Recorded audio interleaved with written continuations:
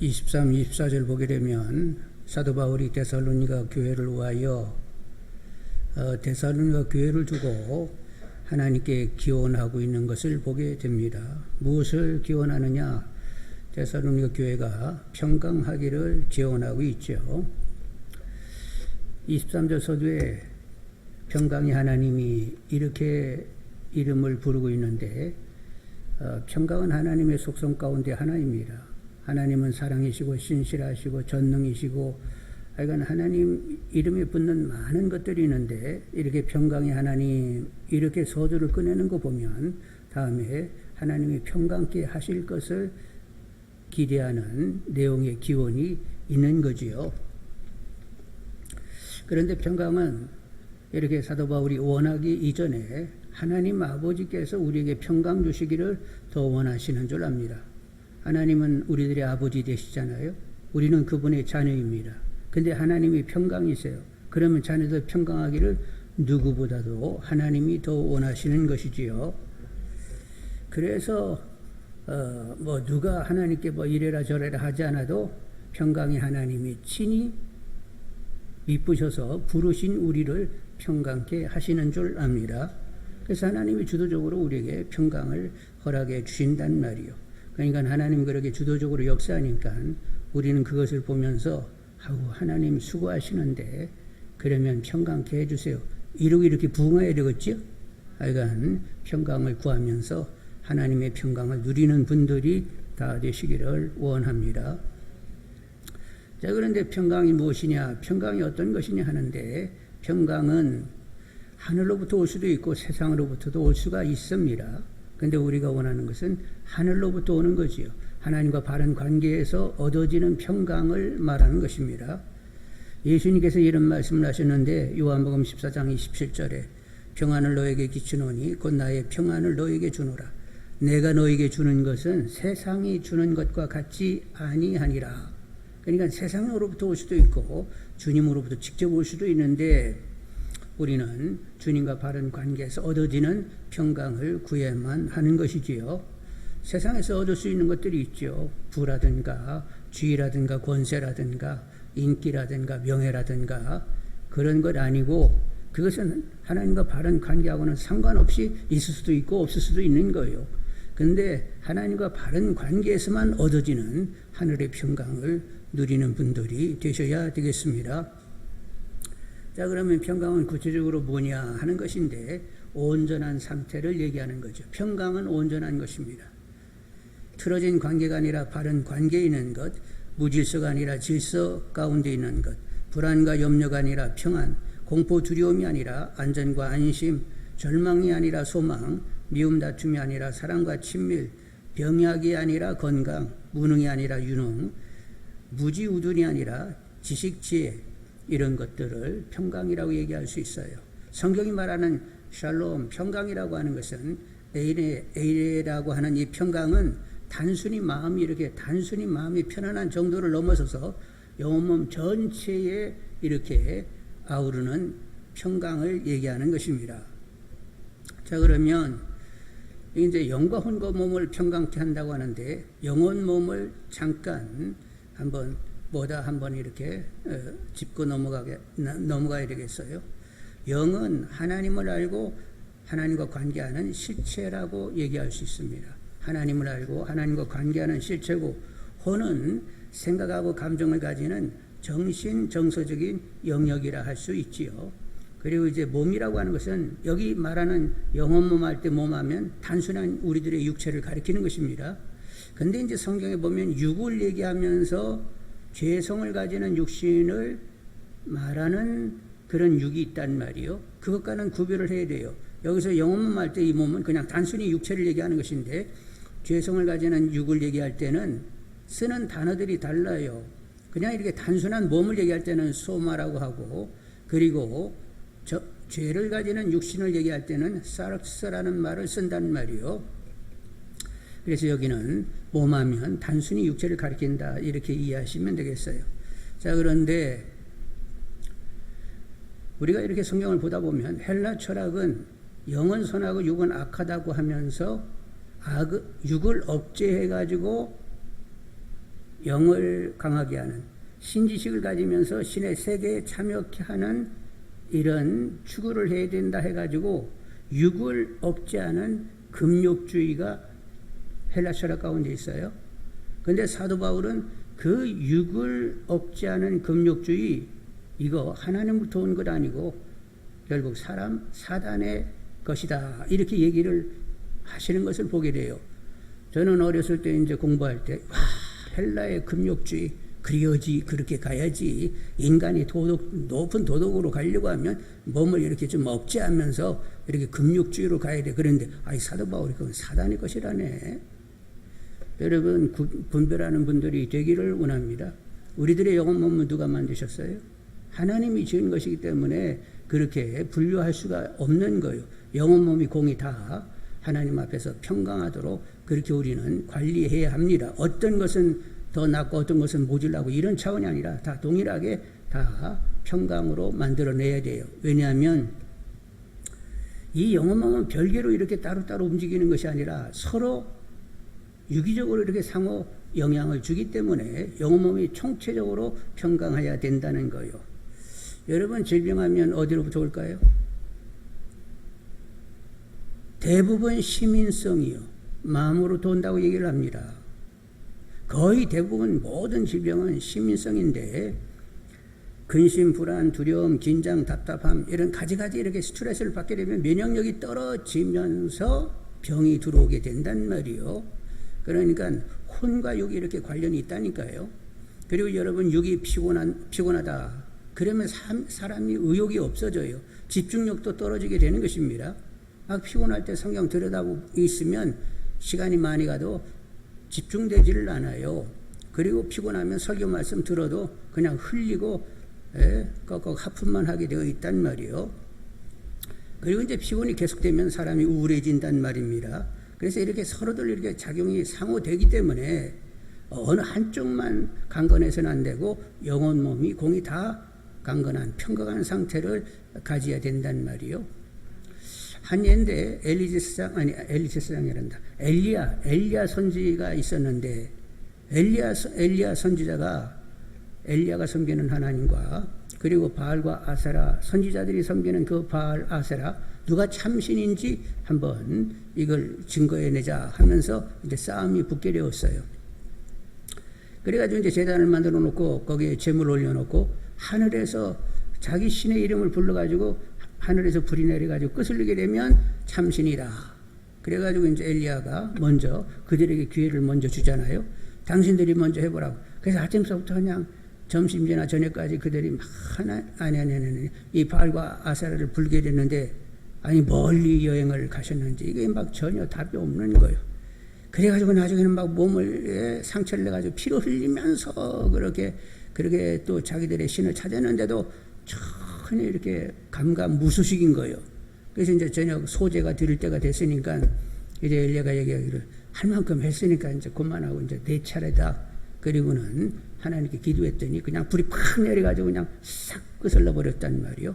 그래가지고 거기 구경하고 있는 백성들에게 여기 이 선지 바알 아세라 선지 다 붙들으라고. 그래서 기손 시내에 가가지고 다 쳐주겠단 말이죠. 그리고는 이제 이내 갈멜산에 올라가가지고 두 무릎 사이에 얼굴을 이렇게 박고는 기도를 했다는 거예요. 여러분, 두 무릎 사이에 얼굴을 박아보셨어요? 여러분 들어갑니까? 배가 살짝 나온 사람은 죽었다 깨도 거기다 얼굴 못 집어넣어요. 그런데 거기다 얼굴을 집어넣은 거 보니까 이 양반이 좀 호리한 몸체가 아닌가 이런 생각이 드네요. 그래가지고 그냥 열심히 기도를 했는데 7번째 기도할 때는 구름이 뚱 하고 뜨게 되었어요. 야, 됐다. 그리고 이제 내려가는데 큰 비가 그 뒤로 막 쫙 검은 구름들이 몰려오면서 막 큰 비가 내렸단 말이요. 근데 성경에 보니까 또 엘리야는 아합의 마차를 또 열심히 달렸다네. 그러니 하루 종일 그렇게 그 선지자 바알과 아세라 선지자들과 영적인 이 싸움을 했는데 그게 신경이 무척 쓰이는 일이란 말이요. 그리고는 또 올라가서 막 기도했으니까 지칠 대로 다 지쳤는데 다음날 아침 기진맥진하여 있는 이런 상태에 아직 회복이 안 됐는데 전갈이 오기를, 그 아합의 아내 이세벨이 너를 죽이지 않으면 나의 신인 나를 저주하게 될 것이다. 너는 죽는 줄 알아. 그리고 뭐 죽이려면 죽이지 사람을 보내가지고 먼저 얘기를 해준단 말이요. 근데 그 얘기를 듣고 엘리야가 어떻게 했다고요? 어제 같았으면 어제 같은 기계였으면 위끼고 있네. 예? 하나님이 널 치겠다 뭐 이럴 텐데 그 말이 딱 들리자마자 그냥 나 살려라 그냥 걸음하면서 주랭랑을 치면서 남방 광야로 나가게 되었단 말이요. 아니 어제하고 오늘이 완전히 다른 거예요. 그리고 남방 광야에 가가지고 로뎀나무 그늘에 가지고 그냥 앉아가지고 막 하나님께 막 투덜거려요. 아니다 이제 뭐 사역이고 뭐 다시 이제 난 이제 그만 둘른다고 빨리 하늘나라로 나 불러달라고 나 이제 만사 다 귀찮다고 막 이러다 이렇게 막 투덜거리다가 그냥 푹 쓰러져가지고 꼬꾸라 넘어졌어요. 하도 피곤하니까. 그래가지고 하나님께서 천사를 불러가지고 저 녀석 그냥 지칠대로 지쳐가지고 저 달리니까 좀 어떻게 구원 떠가고 물을 갖다 주라고. 그래가지고 이제 천사가 와가지고 자는 사람 툭 쳐서 아니 잠은 자들은 먹고는 자야지. 그래서 누가 주는지도 모르고 구원도 먹고 또 물 먹고는 또 푹 쓰러져 자고 그러기를 몇 번 하면서 이제 기운이 돌아오게 되었단 말이요. 여러분 사람이 너무 지쳐도 여러 가지 영적인 치매를 가질 수가 있단 말이요. 여러분 예수님의 모습에 있어서 우리가 이렇게 시사받을 수 있는데 예수님도 이제 사역을 하시면서 굉장히 늘 고난 기색이 있었어요. 수가에 가가지고 우물가 곁에 앉아 계신 예수님 모습이 어땠다고? 그냥 피곤해 이렇게 쫙 쪄들어 있었어. 그리고 예수님 그냥 배만 탔다고 하면 막 고물에서 팔베개 하고 얼마나 그냥 깊은 잠을 자는지 광풍이 불고 막 타고 앉혀가지고 당신을 막 물이 덮쳐도 그냥 잠만 용서하십시오. 퍼질러 막 주무시는 거요.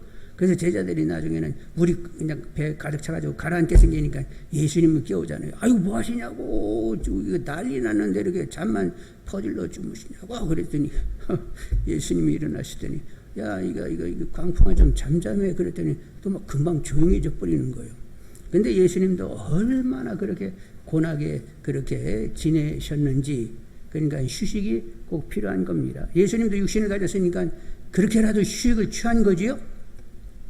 그래서 우리는 이렇게 영적이기 위해서도 휴식이 필요해요. 제대로 쉬어야만 영적인 활동을 제대로 감당할 수 있단 말이요. 그래서 안식일을 허락해 주신 것 아니에요. 안식일. 하나님이 인간을 만드는데 이 생체 리듬으로 보면 6일이라고 하루를 꼭 쉬는 것이 인간에게 가장 건강을 유지하는 이렇게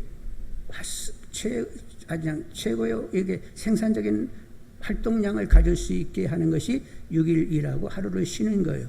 그래서 과학자들이 조사를 해봤다는 것 아니에요.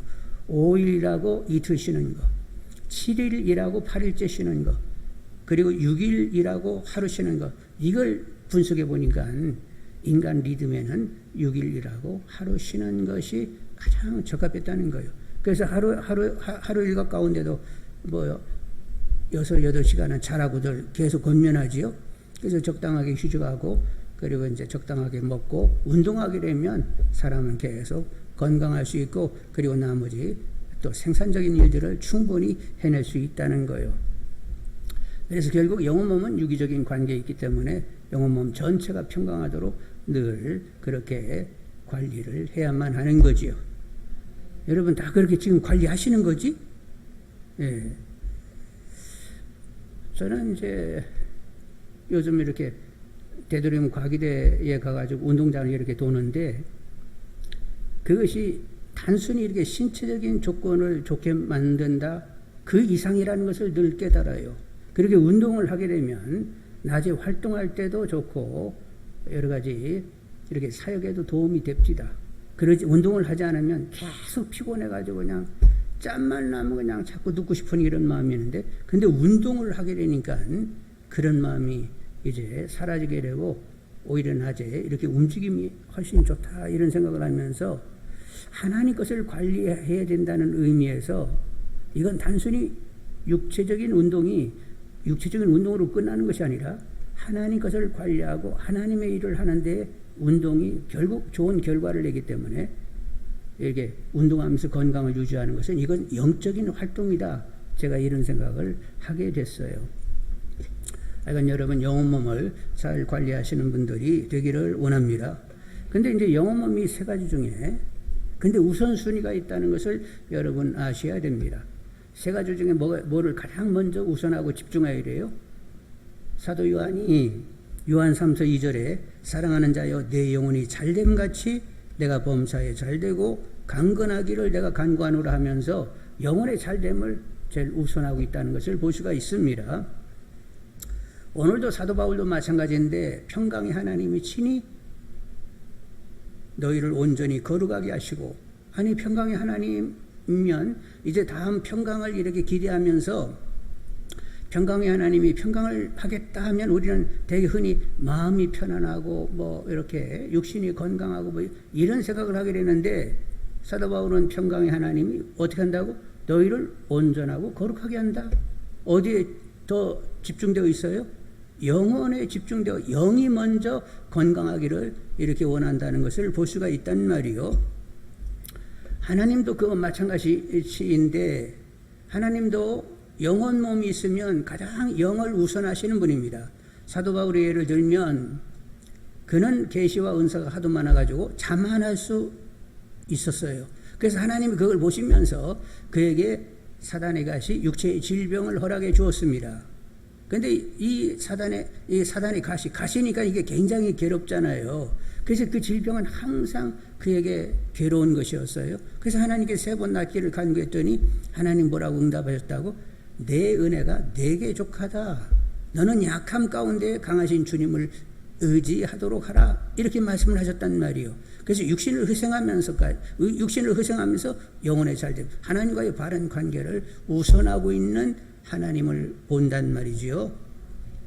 그래서 여러분 영혼의 잘됨을 우선 여러분 신경 쓰고 그렇게 관심하는 분들이 되기를 원합니다. 왜 영혼이 잘 되어야 되느냐? 영혼이 왜 우선되어야 하냐면 그건 아담의 범죄로 인하여서 평강이 깨지게 되었고, 하여간 원치 않는 경험들을 하게 돼서 그렇게 된 거예요. 범죄 이전에 아담과 하와는 에덴 동산에서 영혼이 항상 평강했어요. 근데 범죄를 딱 하고 나서 영혼 몸의 평강이 완전히 깨져버리는 이런 일이 생기게 되었단 말이요. 그래서 하나님과 관계를 우선 잘 가져야 된다는 거예요. 아담이 불순종해가지고 선악과를 따먹었다. 하나님과 바른 관계가 깨지면서 인간 관계도 막 깨져나가는 것을 볼 수 있어요.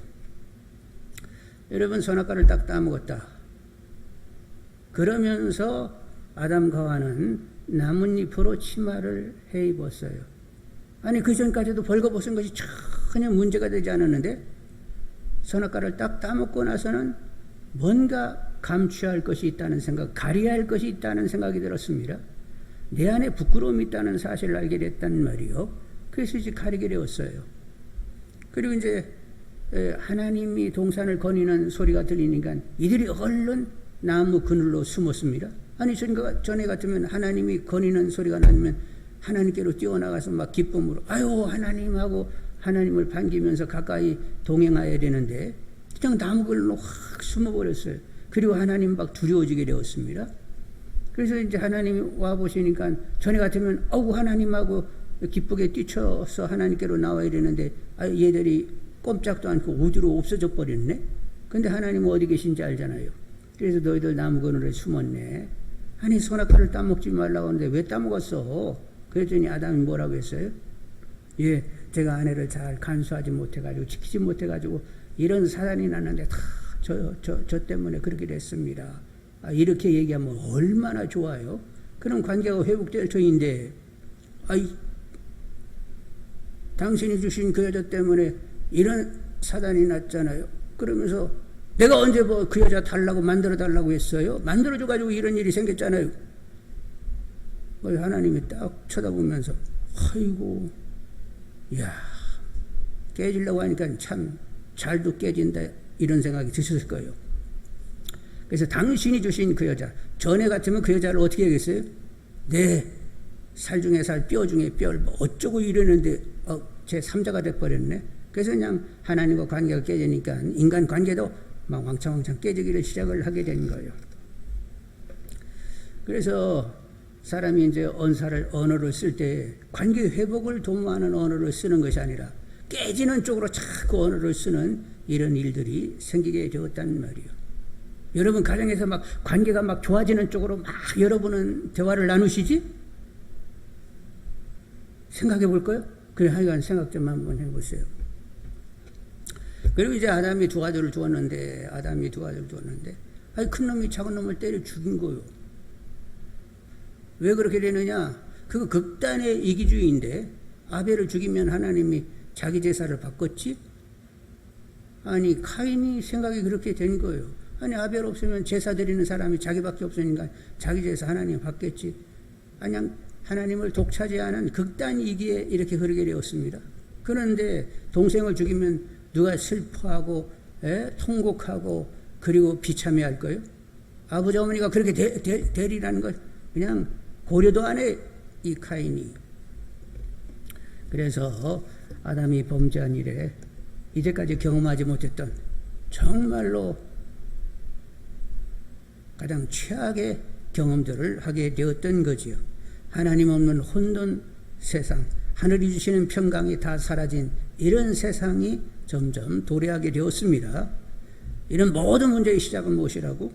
사단의 유혹을 받아가지고 아담이 선악과를 따먹고 하나님과의 관계가 깨지니까 이런 일들이 다 일어나게 된 거예요. 그래서 영이 먼저 잘되게 하나님과 바른 관계에 있도록 더 관심을 가져야 된다는 거지요. 그래서 영이 잘 되는 것이 인간 노력으로는 안 됩니다. 영이 잘 되는 것이 인간 노력으로는 안 돼요. 왜냐하면 인간 안에는 죄를 짓게 만드는, 하나님으로 살지 않고 나로 살게 하는 이 죄성이 얼마나 강력한지 인간이 이겨낼 수가 없어요. 그리고 그 배후에 사단이 역사하게 되는 것입니다. 그래서 사람들은 늘 마음은 원이 있어요. 나 하나님 뜻으로 살아야 돼. 근데 결국에 보면 그러지는 못하는 거예요. 그래서 늘 사망의 그늘에 있는데 그 사망의 그늘에서 우리를 해방시키는 분이 누구라고? 사도 바울은 성령님이다 이렇게 외치고 있는 거지요. 그래서 우리 스스로의 노력 가지고는 안 되고 늘 친히 역사하시는 하나님의 평강을 의뢰하시는 분들이 되셔야 되겠습니다. 하나님의 기본 마음은 우리가 평강하는 것을 원하세요. 그래서 아담과 하와가 범죄를 딱 했더니, 그래서 무화과 나무로 입을 만들어가지고 이렇게 치마를 만들었는데 자꾸 부스러지니까 하나님이 그들에게 가죽 옷을 만들어 입히셨어요. 그리고 여인의 후손을 약속합니다. 앞으로 여인이 오면 뱀의 머리를 깰 것이라고 하면서 사단을 완전히 박살내는 예수 그리스도 하나님 아들이 오심을 그렇게 범죄한 바로 그냥 약속을 해버리시게 된 거예요. 그래서 하나님의 기본은 화해와 평강을 원하시는 분이지요. 여러분 중간중간에 보면 하나님이 정말로 진노하시네 이런 대목들이 있는데, 노아 홍수 때 그냥 대대적인 홍수로 다 막 쓸려서 사람을 다 죽게 했어요. 그런가 하면 우상을 섬기고 애굽을 열심히 의지하게 되니까 바벨론에 의해서 결국 포로로 다 끌려가게 하는 이런 일들이 있었단 말이요. 그래도 노아 가정이 남아있다는 것, 그리고 이제 바벨론 포로로 끌려가는 그들이 다시 회복될 것이라는 이런 약속들을 하는 거 보면 하나님의 기본은 평강이라는 것을 아시기를 원합니다. 자, 그래서 하나님의 기본은 은혜와 평강과 소망을 주시는 것인데, 하나님이 그런 분이라는 것을 알게 하는 그런 것이 있는데, 하나님 모세에게 제사장들에게 이렇게 축복하면 내가 그 백성들을 축복하겠다고 하면서 축복문을 하나님이 직접 만들어 가지고 제시하셨어요. 민수기 6장 22절로 27절에 여호와께서 모세에게 말씀하여 이르시되 아론과 그의 아들들에게 말하여 이르기를 너희는 이스라엘 자손을 위하여 이렇게 축복하여 이르되 여호와는 내게 복을 주시고 너를 지키시기를 원하며 여호와는 그의 얼굴을 내게 비추사 은혜 베푸시기를 원하며 여호와는 그 얼굴을 내게로 향하여 드사 평강 주시기를 원하노라 할지니라 하라. 그들은 이같이 내 이름으로 이스라엘 자손에게 축복할지니 내가 그들에게 복을 주리라. 하나님이 문장을 만들어 가지고 제사장들이 그렇게 복을 빌면 당신이 그대로 하겠다는 거요. 그래서 우리가 그걸 알기 때문에 우리도 예배 끝머리에 요 문장 가지고 이렇게 축복하지요. 그러면서 여러분 하나님이 하시겠다고 하니까 그대로 하실 줄 여러분 믿는 분들이 다 되기를 원합니다. 그리고 이제 이렇게 우상을 섬기고 애굽을 의지하다가 바벨론 포로로 끌려가는 그 백성들을 향하여 눈물의 선지자 에레미야를 통하여 하나님이 어떻게 말씀하셨느냐. 에레미야 29장 11절로 14절에 여호와의 말씀이니라. 너희를 향한 나의 생각을 내가 하나니 평안이요 재앙이 아니니라. 너에게 미래와 희망을 주는 것이니라. 너희가 내게 부르짖으면 내가 와서 기도하면 내가 너희의 기도를 들을 것이요 너희가 온 마음으로 나를 구하면 나를 찾을 것이요 나를 만나리라. 이것은 여호와의 말씀이니라. 나는 너희들을 만날 것이며 너희를 포로된 중에서 다시 돌아오게 하되 내가 쫓아 보내었던 그 나라들과 모든 곳에서 모아 사로잡혀 떠났던 그곳으로 돌아오게 하리라. 이것은 여호와의 말씀이니라. 이제 끌려가기 전에 하나님이 끌려갈 그 백성들을 향하여 에레미야 입을 통하여 이렇게 말씀을 하시면서 나의 기본은 재앙이 아니라 평강이라. 너희들에게 소망을 주는 것이다. 이렇게 말씀하셨단 말이요. 오늘도 뭐라고 말씀하셨어요? 평강의 하나님이 친히 너희를 온전히 거룩하게 하시고 또 너희의 온 영과 혼과 몸이 우리 주 예수 그리스도께서 강림하실 때에 흠없게 보존되기를 원하노라. 너희를 부르시는 이는 미쁘시니 하나님 우리를 자녀로 부르셨지요. 그리고 그가 또한 이루시리라. 하나님이 우리에게 평강을 계속 도모하시게 되는 거지요. 자, 하나님은 복 주시기를, 은혜 주시기를, 평강 주시기를, 소망을 갖게 하시기를 원하시는 분이란 말이요. 그래서 아들 예수를 이 땅에 보내셔가지고 대속적인 죽음을 죽게 하시고 그리고 하나님과 우리 사이에 평화를 이루시게 되었습니다. 그리고 하나님은 아버지라 우리는 자녀로 이런 관계로 이렇게 살게 하셨단 말이죠. 그리고 하나님은 여전하게 사랑과 선으로 우리 영혼 몸을 평강케 계속 도모하시는 줄 압니다.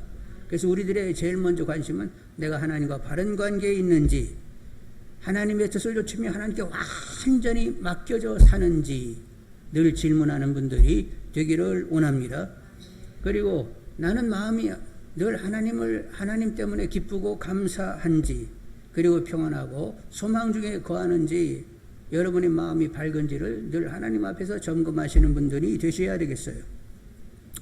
그리고 여러분 운동하시면서 적당히 운동하시면서 육신도 강건하게 이렇게 하고자 하는 분들이 되기를 원합니다.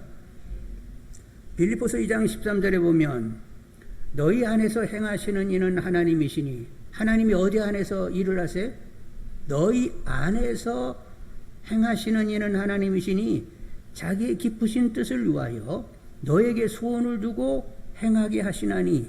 하나님의 기쁘신 뜻, 우리가 거룩하고 흠이 없는 자녀, 평강의 자녀가 되기를 하나님이 원하시는데 우리 안에 그렇게 소원을 두신다는 거요. 나도 거룩하게 살 거야. 나도 하나님 앞에서 영혼 몸이 평강하도록 나는 살아야 돼. 이렇게 마음을 가지게 하면서 우리를 다루신다는 거예요. 그래서 하여간 하나님께서 우리를 평강케 하시기 위하여 하나님의 원을 내 원 삼어 나는 하나님 것으로 내 영혼 몸이 평강해야 돼. 그래서 어떻게 영혼 몸이 평강하게 될 수 있을까? 그래서 경건에 창념하게 되고, 그리고 나는 정말로 심령이 항상 그렇게 기쁘고 감사하고 노래가 나는 이런 심령을 가지고 있는지, 그리고 나는 건강한 육신을 가지고 있는지, 하나님 것을 관리하는 차원에서 자꾸 질문 던지면서 그러면서 나도 평강을 도모하게 된다는 거예요. 그렇게 도모하는 것도 누가 그렇게 하셨다고?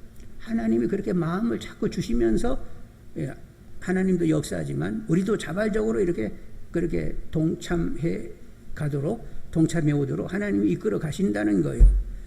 여러분 늘 하나님 앞에서 영혼 몸 전체가 평강코자 하는 분들이 되기를 원합니다. 누가 원하니까? 나보다도 하나님이 더 원하세요. 그리고 그분이 나를 당신 것 자녀 삼았기 때문에 하나님은 친히 미쁘셔서 항상 역사를 하세요. 그래서 하나님은 그렇게 수고하시는데, 저도 그렇게 영혼 몸이 잘 되도록 관심하고 기도하고 그리고 선하게 애를 써야 되겠죠. 그러면서 여러분 그렇게 애를 쓰시는 분들이 되기를 원합니다. 근데 애를 쓰는 것이 내가 결단하기보다도 하나님이 그렇게 마음의 소원을 자꾸 주시니까 그렇게 이끌려 가는 거예요. 그래서 하나님과 함께 평강으로 사시는 분들이 다 되기를 원합니다. 그런데 여러분, 평강한 사람은 얼굴이 어떻게 보일까요? 평강한 사람?